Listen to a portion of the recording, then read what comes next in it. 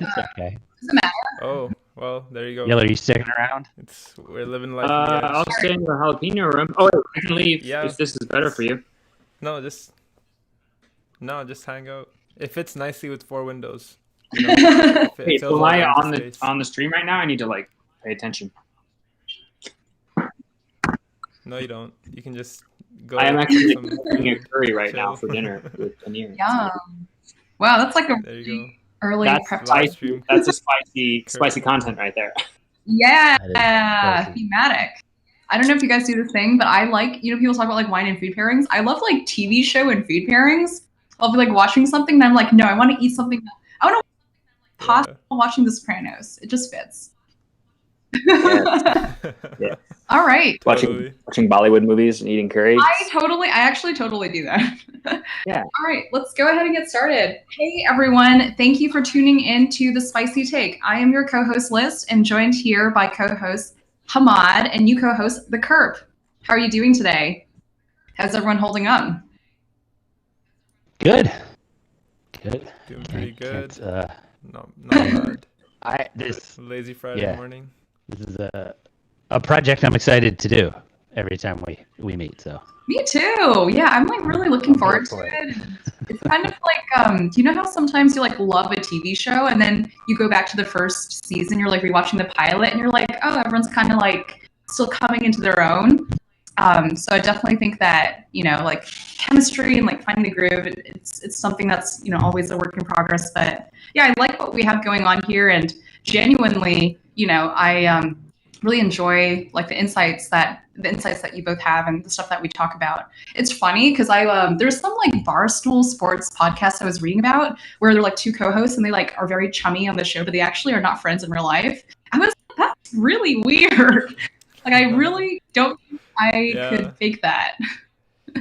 Maybe if you have 2 people, maybe if you have 2 people that have different enough opinions, they can like be civil on camera and then choose to not hang out outside, but it makes for interesting content.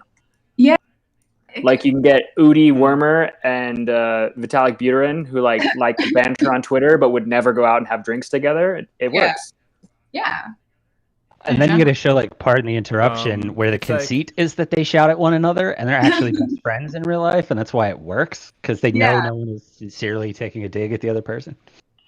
Yeah, it's like a delicate dynamic, but I'm glad what we have works. So let's dive right in. So we, as per usual, we're going to go over a spicy tweet of the week, and we'll talk about something that's like top of mind for us in the general community.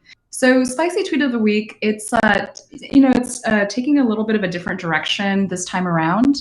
So I found something that I thought was super thought-provoking and not specific even necessarily to the crypto industry, but just around geopolitical relations overall. So I'll link the tweet in the chat for those Discord for those of us who are watching, and I can read the tweet out loud. So it is, America is haunted by the inability to recognize, let alone reckon with, the incontrovertible fact that the relatively broad prosperity of 1948 to 1973 was in fact a historical aberration, and no set of economic or social policies will ever bring it back. So let's unpack this a little bit. There are a lot of, so relatively speaking, drawing on something that we talked about last week, America is really kind of like a child or adolescent. If you think about its dominance really on the international stage. If you look at other like countries and cultures, like for example, China is an example. This is a civilization that has existed for thousands of years and has enjoyed like centuries of dominance. And if you think about the United States, we're like, I don't know, like 200, less than 300 years old. So kind of a blip if you think about it in terms of human civilization. It's the same with a lot of Middle Eastern like countries as well. So in thinking about America's dominance on the global stage, this is something that is relatively recent. And I think that one reason for it is that during World War II and in its aftermath, there's this huge brain drain from Europe because like it was totally war torn. So we got, a bunch of talent while Europe was building up their cities that were totally destroyed, building back their economies. And, some countries are even impacted by this to this day. So a lot of the times I think Americans kind of take this for granted, right? They're like, well, this is how it's always been. You know, we're a global leader on the stage. There's this idea of the American dream where it's like we are due prosperity, really, right? It's like if we work hard enough, we're going to be super rich. We're going to be homeowners. We're going to have like a beautiful spouse and beautiful kids. We're all going to get along. We're going to have 2.5 kids, nuclear family, so on and so forth. But as we've seen, in terms of the financial situation for most Americans, this dream is totally disconnected from reality. Like most Americans are drowning in debt, whether that's university debt, whether that's debt due to medical bills and so on and so forth, which is why I think crypto serves as a conduit to the American dream. A lot of the times for Americans, it's like, okay, here's like this once in a lifetime chance opportunity for wealth creation. But yeah, it's really crazy. There's a lot to be said about why Americans are the way that they are, and how they see themselves versus how the rest of the world sees themselves. But would love to turn it over to either Hammad or the Kirk to see what you guys think about all of this.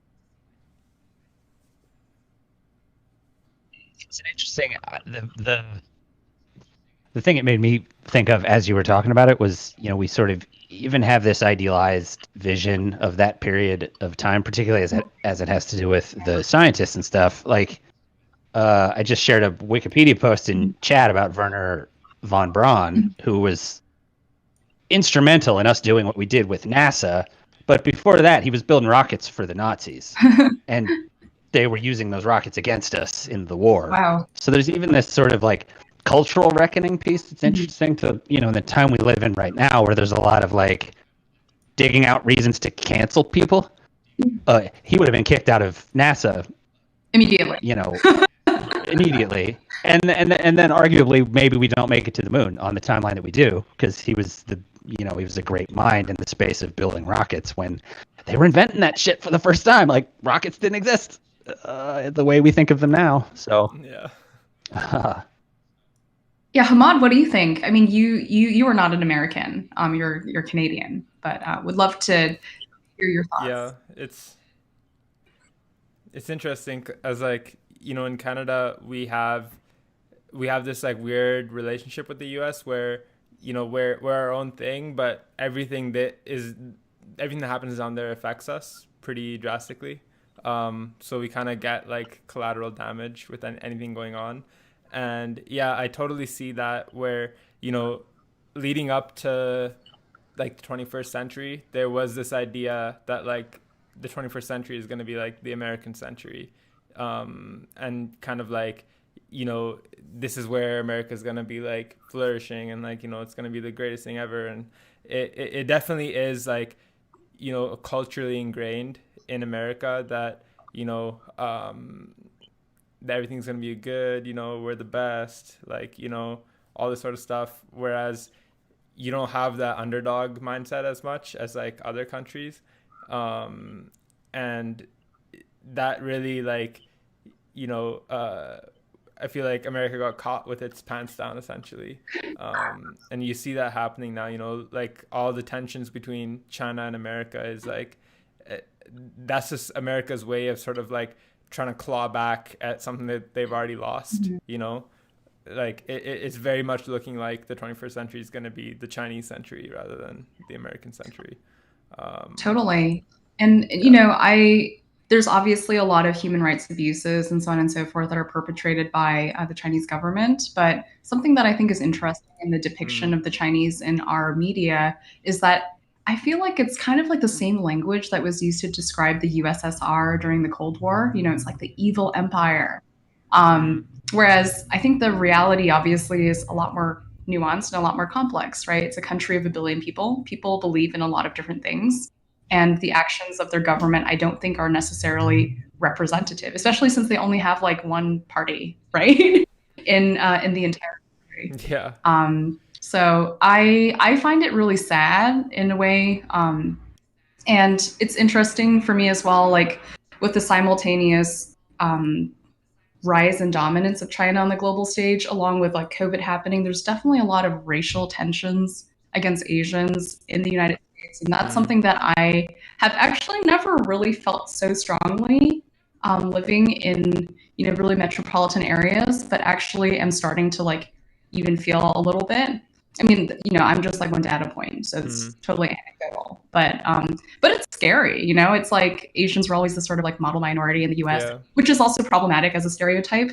But no one really thought, people are typically not like super violent toward Asians or lash out or whatever, and it just kind of breaks my heart a little bit as an American, especially since we're like this like multicolored tapestry in terms of different cultural identities and so on and so forth. Yeah, it's interesting. Like for me, being brown and being Muslim, like growing up, it was like this was like we were essentially like the most like antagonized minority after like 9/11. So it's interesting to say the least. Like that shift, like I feel like there's always like it's like pick a new group of people to pick on every once in a while. It's like before it was the Japanese. Other is a proven political tactic. Between some people. You were saying, Adam? Oh, I was just finding an other is a proven political tactic. Totally. It's a lot easier to unite a community around an enemy than it is around a sort of a common meme, even if that meme is around prosperity. Sure. I mean, that's literally why like the Nazis rose to power, right? Like the country was in shambles. There was hyperinflation, and there's somebody who comes along and he's like, hey, I know who the scapegoat is for all of your problems. It is the Jews in Germany. And if you look at, I used to live in Berlin, so I've, been to I've like visited a bunch of different concentration camps. I visited a bunch of museums that just like really unpack this in a lot of detail. And of course, and I see this discourse in the United States like as well, which like scares me quite a bit. But the leading line is never going to be like, oh, and then we're going to like eradicate this like group from the face of the earth. The leading line is always like, how do we make our country great again? Like, what is the problem? And the problem is always like a group of people within that country. It's really sad. Another thing I think about quite a lot with this like with tensions between China and the US right now is that there is a tendency on social media to portray the Chinese as like, oh, they're like totally brainwashed by the propaganda from the CCP. And I'm not saying that's inaccurate, but I will say it's always easy, like even looking to like the right and the left in the United States. Like I'm, personally like left leaning. So among my circle of friends, everyone's left leaning as well. And it's always easy to recognize propaganda when it's like not your group's propaganda, right? It's like, well, on Fox News, they say this and this is total propaganda about Black Lives Matter, but we don't recognize our own propaganda. If you read like the New York Times, you read like, really left-leaning publications like Huffington Post or BuzzFeed or whatever, that's also a form of propaganda, or that's actually just straight up propaganda, but it aligns with our core worldview, so we don't see it as such. And I see the same with like this everything we're doing right now is propaganda. I know, literally. This show is propaganda. This show is literally. This is so meta. This is the meta media. But I think the same about the U.S. versus China, where it's like Americans don't question like the narrative arcs that we're fed. So my sister, she took a year off of work to travel around the world. She spent a month in China. And she was like, it was really, really interesting to hear about what Chinese people thought of Americans. And they asked her, like, they always would ask her the same few questions. They'd be like, isn't it really dangerous in America? Everyone has guns and there's like so much gun violence. Like, do you feel safe? And obviously as an American, I'm like, that's ludicrous. That's like, I obviously you feel safe, but I could see why, like in other countries where you don't really have access to guns, I guess it'd be like if a country had like really easy access to bombs, you'd be like, whoa, that is really scary. Like the potential for violence here is really scary. But but like we're used to it, so it doesn't seem weird. I apologize for the beeping in the background. And suit, it's fitting for the topic. Oh, there you go. I know. You spoke too soon. Yeah. I thought if I can comment on it briefly, on the previous talks about like during the Second World War, it's actually interesting. I was listening to an audiobook recently called "How to Hide an Empire," and one of the assertions that the book made is that during the Paris Peace Treaty Accords, it was President Woodrow Wilson who actually blocked the young like political leaders of China and Vietnam from including equality of race in their kind of follow-up like peace treaty agreements, and that is what led to Mao Zedong and Pol Pot like kind of like taking these extreme measures in their country because they were not given the equality like as the other like white communities were from the European communities and from the American side. So it's quite interesting when you like look back at history and you see like kind of the direction we go when things are not recognized or acknowledged in that way, and the perspective that kind of gets skewed when voices are not heard and when people are not treated equally, whether it's like color, race, sex, skin, like any of that. So I thought that was quite interesting. Yeah, it's totally true. And actually something that I think is super interesting, obviously relations between China and the US are fraying at the moment. But when Trump was first campaigning in 2016, there was like a lot of controversy. Well, now it's like just like super old news, but it's like him making these like racist comments, and people were like up in arms about it in the United States, and over in China they were like, this guy seems solid. Like racism is not like it's not really something that people see as bad in China. Because there are ethnic minorities, but the Chinese government does try to suppress them and try to like kind of erase their culture a little bit for the homogeneity of the entire country. So I always thought that was interesting. Like for us, it's like democracy is good, justice is good, racism is bad, and these are just like absolutes, like moral absolutes. But that's not, always the case. And you actually see this attitude reflected a lot in the United States too, among Asian Americans.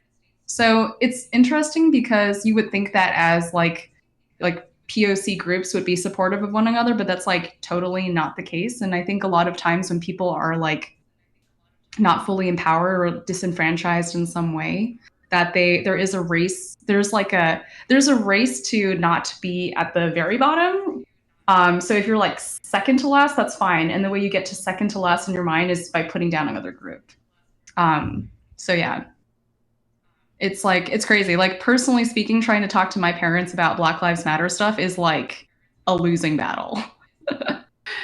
It's totally crazy. During this whole COVID time, and also even pre-COVID, like treatment of Blacks in China has been, it's been really bad. There's literally been, Black people living in China who have been like kicked out of their houses and stuff due to fears of COVID, which like literally makes no sense at all. But, I think for any group, like whether it's a country, a community, or state, whatever it might be, it's like if everyone is exactly the same, same like race, same like background, same whatever, then it makes it really hard for you to relate to other groups, I think, and to really see them as like three-dimensional, fully fleshed characters. Like when I talk to my parents, I'm like, racism against you is bad, right? They're like, yeah. But I'm like, what about racism against Black people? And they're like, well, that's different, blah, blah, blah, blah. And I'm like, it's really not though, but it's hard. Yeah, it's hard to put yourself in the shoes of another group or another, especially if you're like not from that group and you have not experienced that in your personal life. It kind of takes a little bit of vulnerability and like personal discomfort to say like, okay, how would I feel if that happened to me? And that takes a level of awareness that I think a lot of people in general are lacking during this. We're seeing that more and more. Absolutely. I think it's a hard thing to get your head around the systemic aspect of it as well, which I have a really unique perspective on because my dad was a civil rights lawyer for like 38 years. And And so he has a very blunt understanding of how racist the system is. And if you try to talk to him about it, he's like, nope, just racist. That judge is just racist. Like, that's how it is. And that's how he has to play it, because he's literally getting up in court with this judge who he's just like, okay, what I'm up against here is this guy never decides for black people. Never has, never will. We have data to show it, but like it's an elected position and he's going to keep his job. And that's, so it's like a very specific view on, when you don't have that context, when people just say, yeah, but the system incentives are misaligned, like that's not a way that we think that way, because we're sort of in like DAOs and like we're I'm 38. I'm just barely the first like gamer generation in terms of the idea of like, I have had things in my life where I'm like, I'm just going to try and get as many points as I can in Mario. Right. And the idea that thinking of the world that way even is a new thing. Right. And to then look back at the system and go, okay, there's aspects of this that are just stacked in favor of racism and systems, like mechanically almost. That's a weird thing, I think, to get your head around. If you're already not the kind of person who uses the word grok, which is what I almost said and then backed away from. Dude, I have, right. Yeah. Side note, I have like literally never heard the grok word until like joining Metacartel, I think. Interesting. That's like hella in like Northern California. I had never heard that until Hella's got to be dead by now. No, Hella's not still being said, is it? It's like early. That was the first thing in college. I bumped into a roommate where I was like, "What did you say?" No, that's totally fair. It's like when I first heard Deadass, I was like, "What?" Deadass. That's a new one. What does that mean? The one I hear very often in mountain towns is epic. So like lots of epic. Like it's so epic. Everything's epic. Like epic storm, dude. epic meal. Epic was like YouTube back in like 2010. Like that was like the thing. Like yeah, totally. Moments. I feel like iconic is the one now that I look at and go, you got like at some point the runway to escalate to global scale is. How do you get bigger than Galaxy Brain? Galaxy Brain. And where does that leave for? I like Epic in the mountain. I think Epic in the mountain towns makes sense because there are things in the Rocky Mountains that it's still alive. It's thriving in mountain towns all around the country. It's a good word. They really adopted the Epic. Yosemite Valley, like. Yeah. You mean Yosemite? Oh no. There's your spicy take. There's a spicy take. Oh man. Yeah, so what do you guys think about America's positioning on the global stage? Like do you think it's possible for like a certain, like historically I don't think that there has ever been a period of any sort of dominance by any one group for more than a period of a few centuries. Do you think that like due to technology and scale that could change at all? Could there be a dominant like country for like 1,000 years, for example? I mean, I feel like because of globalization, that is less likely to happen, and because of the internet. Like, I do think in the next, like, while America, like even right now, America, if you just look at the raw metrics on like China versus America in terms of like civil cohesion, in terms of how educated the average person is, in terms of like the rates of crime and the rates of everything, economic prosperity, pretty much on every like, metric that you can measure it, China's like ahead. And America, on the global stage, you see it, like even just talking with people, right? Like my friend, he's just about to go do his residency, and he finished med school. He did med school in the States, but he's like reconsidering like actually living in the States and being a doctor there. He's studying for his Canadian exams now, so he can stay in Canada.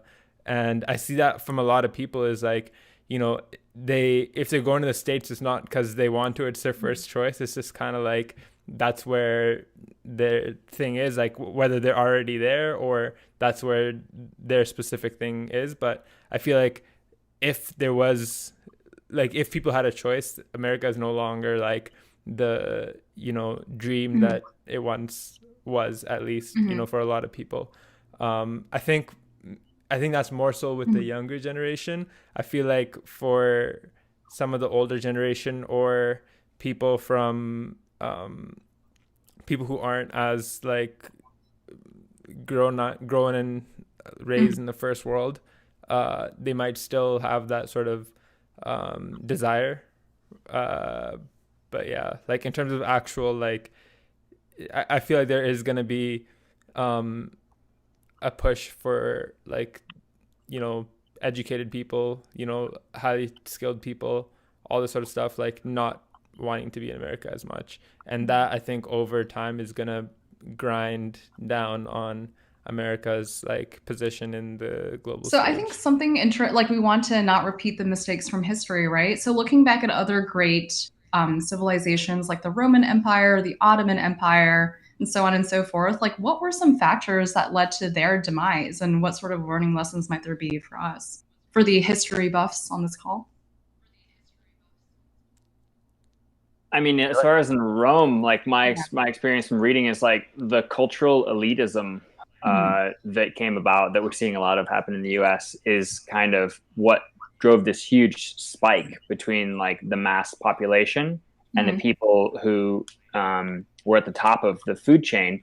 And it actually like kind of led their perspectives of like the emperors being like descendants of God, or gods themselves, or connected to gods, which very much like, you know, it was kind of shared perspective, as like kings were chosen by gods as well. And so the people's perspectives were that, you know, to disobey your king, to go against your king, even if he's a tyrannical like monster who's taxing you through the roof, was to go against God, is something that kind of like made the people lose faith in their leaders, and lose their faith in general, right? Because these people were like, it was all based on their like malicious intent, right? Or their like fluffed up sense of ego or perspective of themselves as divine, right? Instead of like humans who were like there to steward and support their communities and to feed people and ensure the safety of the nation. But yeah, it's quite interesting because you see some of that echo in the political scheme of the US, right? Like people really act as if they're divine, right? And if we're talking about Trump, like the guy thinks everything he does is golden. He thinks it's like, oh, like, you know, I make the best decisions every time. I make the best deals. Like, you know, no one's better than me. And we're like you sound like Caesar, you know, like who do you think you are? You know, like humility is something we need in leaders. Humility is like a great characteristic. You can be a strong leader, you can be a great speaker, you can even be an awesome negotiator, but to be able to empathize with the people who you're like there to serve, which is like the point of public office, is something that's massively lacking, and which I believe kind of led to the demise of, like, at least from the Roman Empire perspective, it really, really led to like a amount of mistrust and like people just getting frustrated to this point where they're like, why am I going to serve this, you know, this government or this nation that doesn't serve me anymore? And we're seeing the same thing happen again in the US, like very clearly. Yeah. Yeah. There's an interesting, one of my oldest friends and co-founder of one of my companies was a Chinese dual citizen. He was born in China and then moved to Virginia, but that's how he pulled that off. We used to talk about this all the time. And what he insisted, and I think technology breaks this to some extent, which is why it's an interesting conversation to have right now. But as of when I would talk to him 10, 15 years ago about this stuff, his answer was usually like, the thing that it's a cultural question. And he would say, culturally, the incentive mechanisms for the people that end up built into a communist form of government don't result in as many creative thinkers, essentially. And so he was like, you know, the capitalist side of things is always protected to some extent by the fact that it favors creativity and will produce creativity. And so the novel solutions come out of like Silicon Valley and then get replicated across the whole system. And China is really good at replicating those things. I don't know if this is strictly true anymore, because like we're doing this show right now, right? Like it used to be you had to go to, like kind of through the education system or things like, like there used to be less access to how you end up in a space where creativity is like sort of promoted in the same way. And for the US, it comes out of a culture, just like the nature of our rebellion. Like we're a very rebellious culture. We are primed to be like, yeah, but what if we did it this way, even if that's stupid. Like, but what if also that's how wear a mask, huh? Yeah, exactly. But I think there's an interesting thread to pull that maybe particularly the audience here will appreciate, which is like you can follow cycles with technological innovation and sort of like industrial revolutions, and then the next tech thing and the next tech thing and the next tech thing. Like the initial wave of technological revolution favors creativity. And then for a while it favors control, and then it potentially breaks the entire thing. And so I'll give you an example. Like Rome got to be the size that it did by inventing things like literally better weapons that gave us, versions of republics and versions of democracy as they tried out new ways to do government also. And then as they got to a point of sort of like, okay, we're now limited by physics and the things that we can invent. You roll into this thing of, okay, power consolidates, and then bad decisions start to get made. And like literally you can go read whole books on how the fall of the Roman Empire was because everyone had brain damage from their lead pipes. So in the end, the aristocracy that could afford to have indoor plumbing was getting brain damage from the indoor plumbing in a very particular way, where what lead causes in your brain is for things like, specifically two things get attacked by lead in the developing brain. One of them is like the phonetics center, so people can't learn to read. They just can't connect sounds and letters. And then impulse control. And you can literally follow through the Caesars making worse and worse, or more and more erratic decisions in line with progressive dementia from lead poisoning. It's a crazy, so eventually technology causes the bottom to drop out, and then a weird thing happens, right? Like the Dark Ages for a while, right? So that's a fascinating snippet. It's I think the creativity aspect is really interesting because it's been a huge part of human history, like art and culture, right? Like that's the sort of the stuff that like stays the longest. Is even the technology kind of gets forgotten over time, but the art and the culture stays. And I think even right now, in terms of like dominating on the global stage, American culture is still very much so dominating. And I think that's the one thing that they still have. I feel like they will still have a stronghold on for a while, but it's like back to what you were saying on like technology and the bottom falling out. Like I always like to think about like because we're in this phase of crypto right now where it's like the super early phases, right? Like it's like the internet in the late 90s was the same way, right? It was all about openness. It was all about freedom of information, like but it lived long enough to become the villain that is Facebook, Google, etc. I'm curious, like, what does crypto look like in 50 years when the bottom falls out, like when we get to that like utopian state or whatever, not even utopian, but like we get to some sort of like, mass penetration of like crypto dominating our lives. And then, what would happen if there's like a huge, like the floor dropping out underneath us at that point, because it's really, if anyone has seen the show Mr. Robot, it kind of goes into this a bit where, we have this idea that, the way the world works, like, so in Mr. Robot, spoiler alert, it's only the first season I'm spoiling, so no big deal. Like, what happens is that this hacker goes and hacks like this bank and essentially like erases all the debt of everyone. Right. And that's a good thing, like technically speaking, that like, he just erased all the debt in the systems because everything was tracked financially. But that actually led to like a global recession because like all the financial systems were like shut down and broken, and no one was able to get access to any money and all this sort of stuff. So there was like so much more negative fallout after that.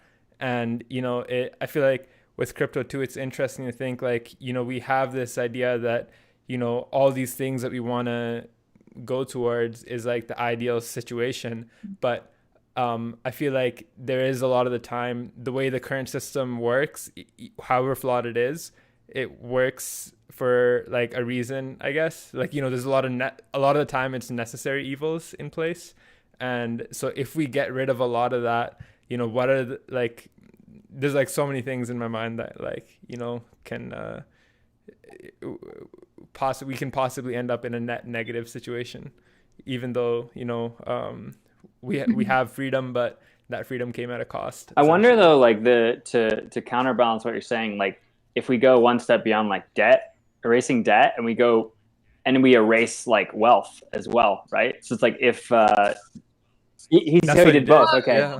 Yeah. So like to me, like I imagine if that happened in the world, we would see this huge shift towards like what is really actually valuable, right? Like the resources, the water, the land, the access to food. Because like without those things, which are like not highly valued right now, as much as like some things are, it would be like this ultimate shift back to like the basic natural way of living, right? Living in kind of like harmony and communion with the land or animals, like near water sources, and like pooling resources to kind of maybe create some type of protection net around the things that you have.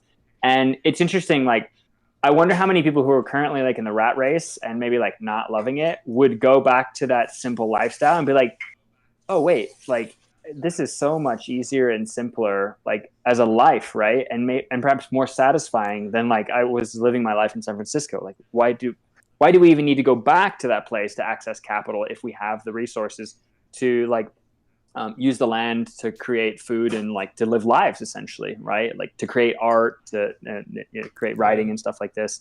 It would be really, I mean, I'm for that. I'm like pro like return to the earth type of person. But yeah, I think it would be really interesting because like you would see the value of things that are like eternally valuable to us, that will always be valuable, regain their status as like water, land, soil, earth, air, like these things that we kind of count as like, they're good resources. Let's use them up as much as we can, but with no idea towards like no mind towards the longevity and the sustainability of how we're utilizing these resources. It would immediately be front and center stage when you see that debt reduce.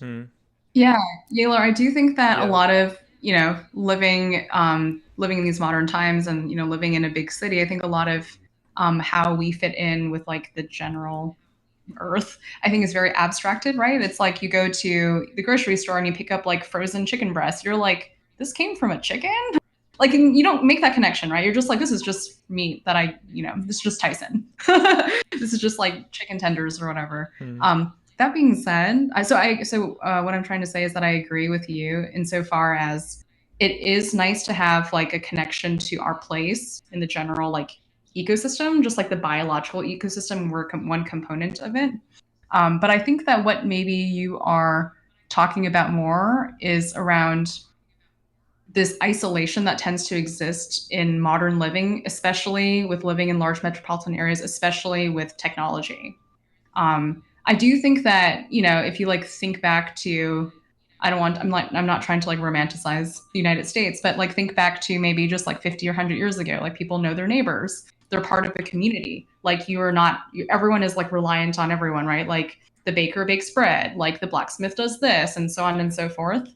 However, I don't know. I think that even wanting to move back to this agrarian, like original, like community structure, I think that we have the luxury of thinking about that because there's like all of these other periods that have passed since then, like the scientific revolution and the industrial age. And so we have all of these resources, but had we only stayed in an agrarian state, we wouldn't have, like, you're always, like, if you think about Maslow's hierarchy of needs, like there's so much work that goes into like toiling the soil and like, you know what I mean? Just making sure you have enough food to eat to survive. I mean, that's literally like a full-time job. So I would argue that if all of society was like that, it wouldn't leave a lot of space for like creative innovation, like flourishing of the arts. Wouldn't leave a lot of space for like technological innovation. So while I agree that I think that we do need to somehow like, and I think crypto provides a way to do this. We do need a way to kind of feel connected through technology, not separated by it. But I don't know. I mean, I personally, I'm like not like a not. The idea of agrarian living would be like very intimidating to me. Let me just put it that way. I think it's important to take into perspective, though. There's a lot more people on the earth now than there was back then. And so, like, if you live in a major city, like I lived in Seattle, right, which is like a big city, there's a lot of people there. There are like farmers markets like you couldn't believe. And there are people who are stoked to work on the land and to like do it in sustainable like ways, and that you can like work with them and buy from them to reduce monopoly, to improve the soil in the land in these areas, and to like support the lifestyle and the work that they choose to do with like your money. And obviously, like if we don't have any money, we can't buy anything from them, but like there's opportunities, right? Because there's a lot more people producing a lot more things, and we need a lot more food.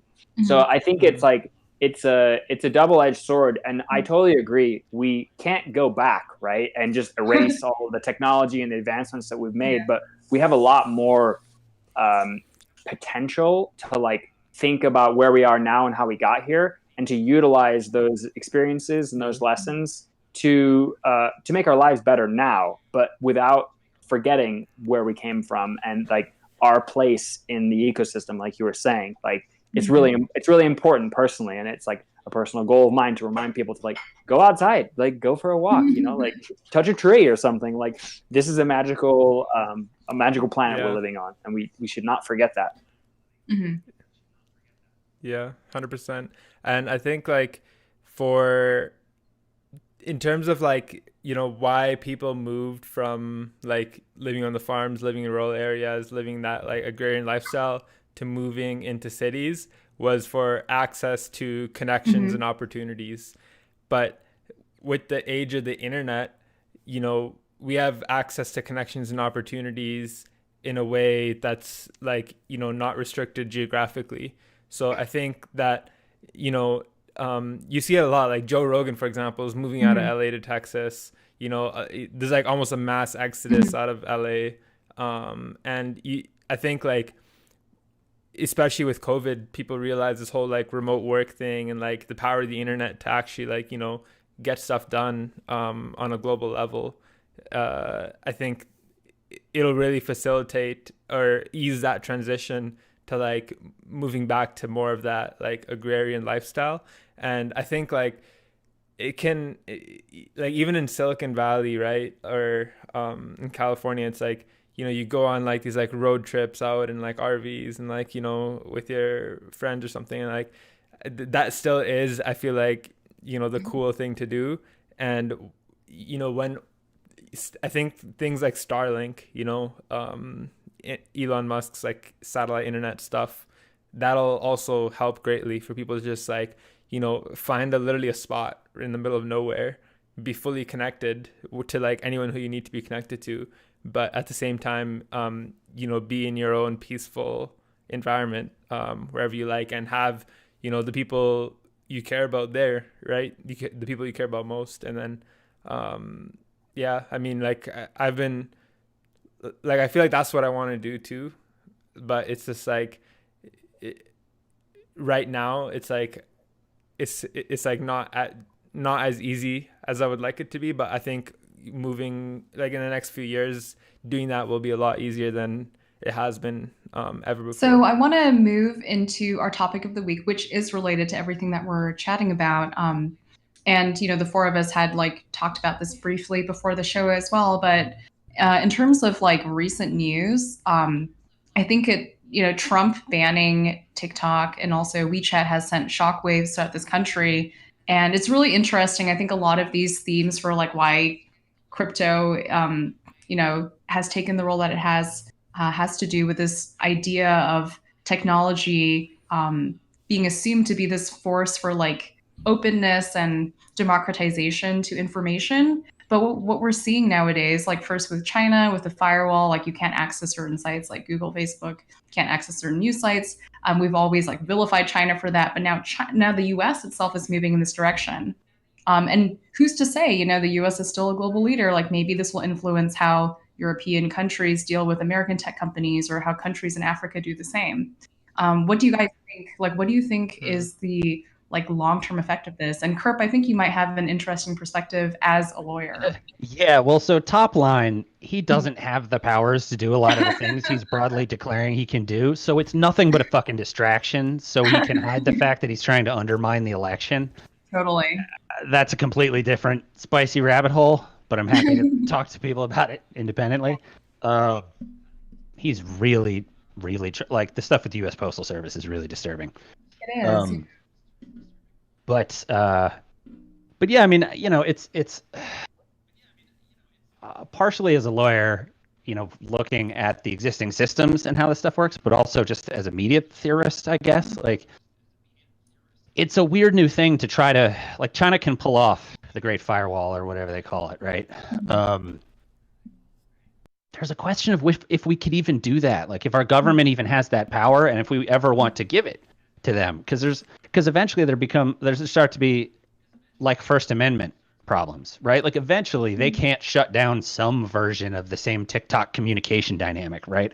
They could try to wall it off from other countries, but like unless they're going to make encryption illegal, which to be clear they are trying to do, like they can't stop us from just building a new one. That's why we're all here in this sort of DAO. Like without the government power to clamp it down the way China can, does it matter?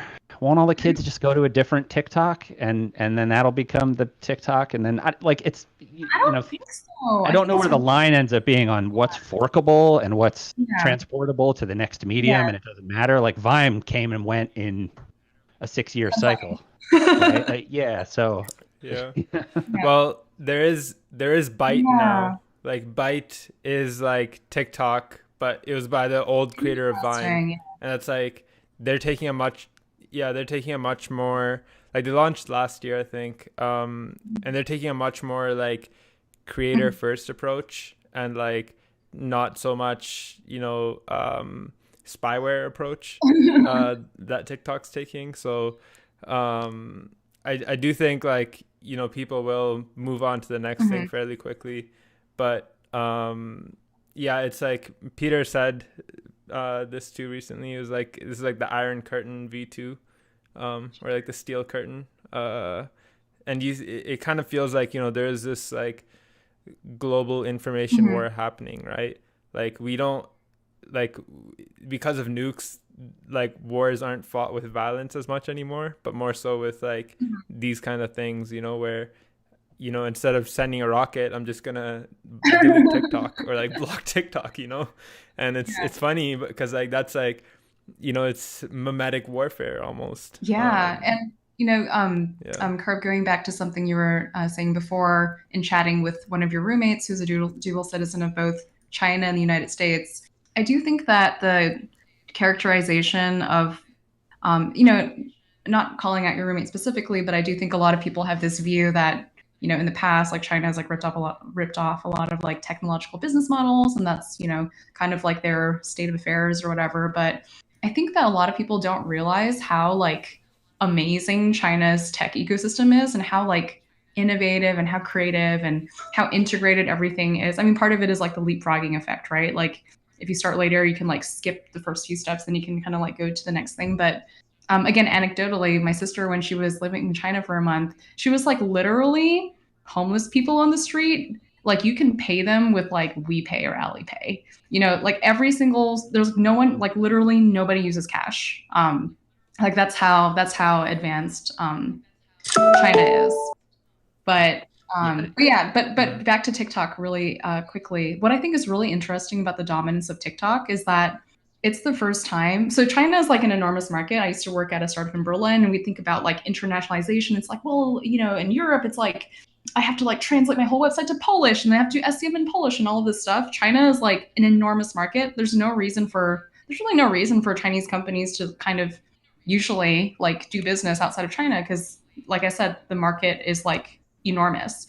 But TikTok is interesting because it's the first time that it's a Chinese company that's not only like created a product that's like really popular in China, but also really popular in the United States and other Western countries. So, yeah, it's like a really interesting, I guess, like technological cross-cultural milestone in that sense.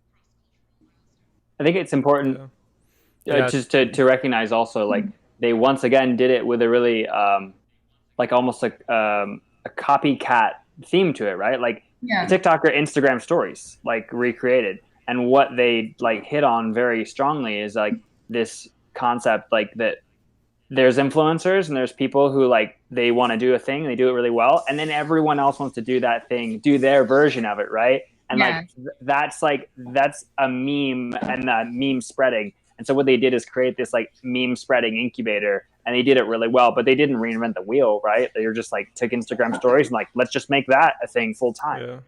Right. It's like somewhere between stories and it's funny and because Vine, now, you know. Yeah. They bought Musical.ly, right? And that's what became TikTok.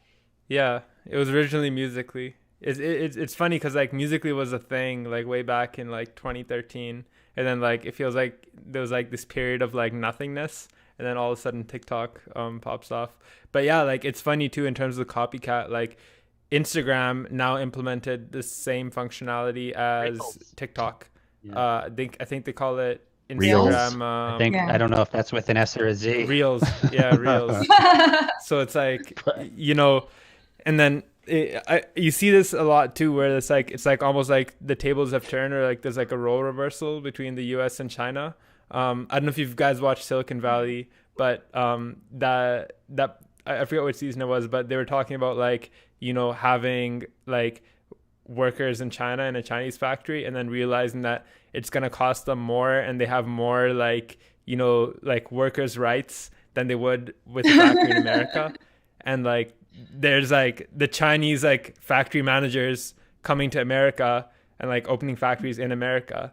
And that was done in a show, but it's actually a very real thing. Like I was watching this I think it was a Vice documentary or something, but basically on how like there's a lot of Chinese businessmen coming to America, opening factories here, and like there is a training video where they're like training their like factory managers and teaching them about the American people and how to treat them.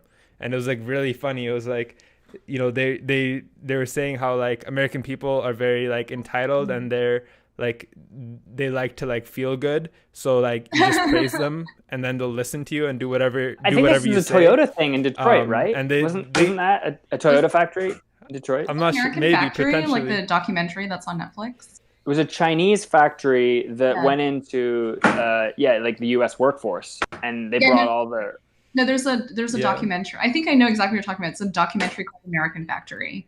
It's called American Factory. It's called American Factory. But yeah, I remember watching that exact scene, and it was interesting for me too, like, because my parents are Chinese, but I'm American, so a big like even like, you know, the dynamic between like me and my parents, it's always like very complicated, right? Because it's like, well, neither of us speak in a language that's like the other is entirely fluent in, so there's always that. So that's always like challenging, and then there's, other than like the inherent generational gap that exists with parents and children, there's also like a cultural and a language barrier on top of that. But it's really interesting because I could totally like relate to both sides.